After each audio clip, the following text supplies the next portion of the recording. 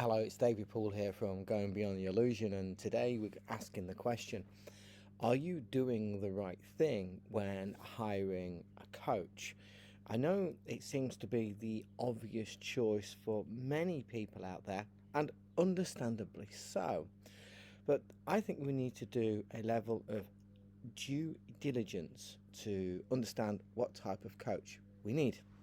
You see, what normally happens is we are looking for a result and we are looking for a transformation, which is perfect. It's a great start.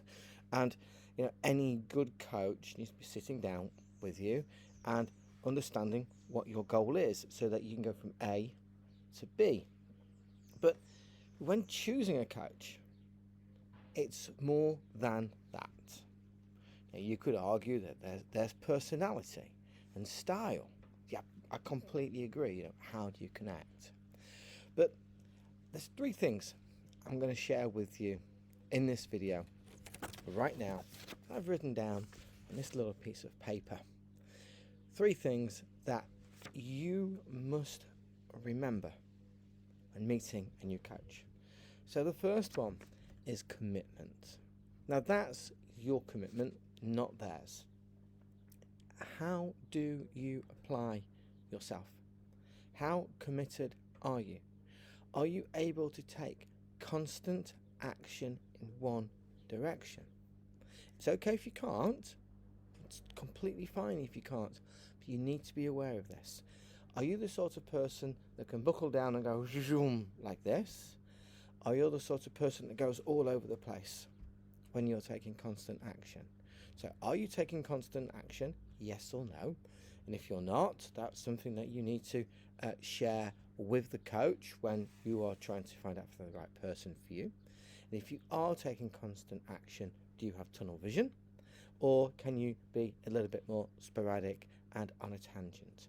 Both are really important for you when choosing that coach, because if that person, which I go into my next section now, which is learning style, if that coach can only see you infrequently, once a week or once every 2 weeks, how does that affect your personal learning style?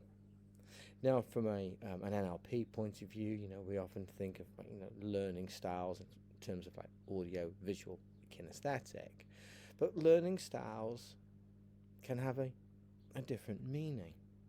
Do you need to work next to someone? Do you need to work under somebody? Can you go out there and do the work by yourself unassisted? And this is a massive question that you really need to look at. And if you don't lie to yourself, if you have a track record of needing assistance, and there's nothing wrong with that, it's absolutely perfectly fine.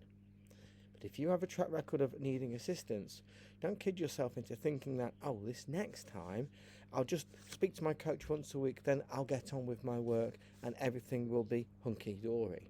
So you need to take that into equation as well. So your level of commitment plus your learning style. Do you need frequent check-ins? That might even be daily, Monday through Friday. Might be just twice a week. And what type of check-ins are they? Is it a phone call? Is it a video? Is it a WhatsApp? Is it a direct message or an email? Is it a ticket? What is it you need to get the best out of you? And this is all about you, right? Getting the best out of you. The third thing I want to share is this. And it's about being self-driven. Are you independent? Can you apply yourself? Now, if you can't, again, that is perfectly fine. There's no problem with that. Some people can and some people can't. But these three aspects here of commitment, learning style, and being self-driven must be taken into serious consideration when choosing your coach. Because when you're choosing your coach, if that person is only available once every 2 weeks, but you're highly committed and you have a learning style where you don't really need frequent check-ins and you can just get on, do your independent work, listen, learn, boom, go, fine. If you're not seeing your coach in another 2 weeks, that might be perfectly fine for you. It's actually very few people like that.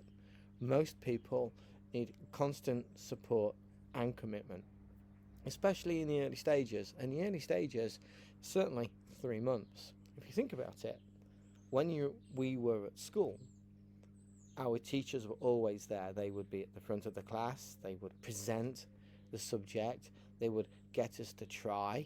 Sometimes we would try in groups, sometimes we would try by ourselves, but at all times the teacher was there, so you could put your hand up and say, "Can you check my work please?" Or, "I'm struggling," or, "I don't get this." And that's what the teacher was there for.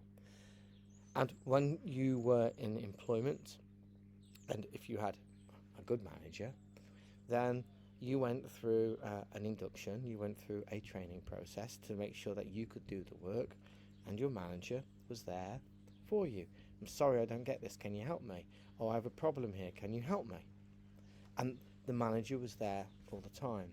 This is something that we are very used to as human beings going through school and then employment. But when we become self-employed, we isolate ourselves and we put ourselves by ourselves. What we tend to do is we do go out on a course or a program, or we get a coach. And all three can be very, very good. But you need to check what is best for you. So my name is David Paul, and I hope you've enjoyed this video. And if you want to know more about me, send me a message, go to the website, comment below, do whatever you want. Thanks for being here. Thanks for being awesome.